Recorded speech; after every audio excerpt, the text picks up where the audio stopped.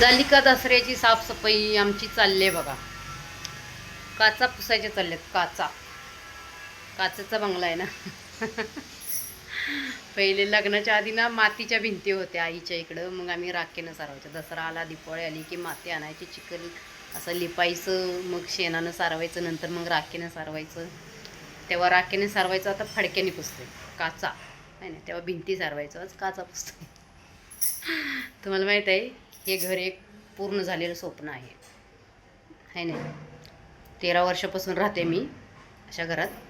पण खूप मनापासून इच्छा होती पत्र्याचं का होईना, पण कधीतरी नवीन भेटावं, नवीनमध्ये राहायला भेटावं आहे नाही. असं अँगलमध्ये असावं, नवीन पत्रे असावे, चकचकीत वरती खालती. कुठंसुद्धा गळलं नाही पाहिजे पावसामध्ये आहे नाही. पाण्यामध्ये राहायचे ते एक वेगळे दिवस होते. पण असो है नाही, हे एक पूर्ण झालेलं स्वप्न आहे. 1 वर्षापूर्वी इथं आल्यानंतर पूर्ण झालं.